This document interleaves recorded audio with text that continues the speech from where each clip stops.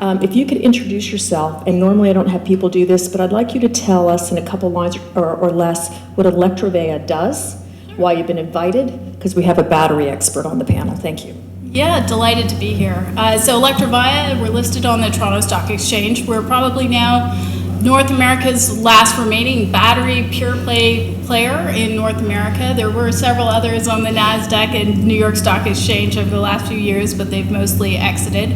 And so what's happened now is there's very few players in a global market that is now starting to see major surges in both the electric vehicle markets as well as the emerging smart grid, smart city, renewable energy, firming the grid markets, as well as a bunch of other industrial markets. So Electrovaya is based, surprisingly, here in Toronto in the GTA. We're out in Mississauga for those who want to come by our factory.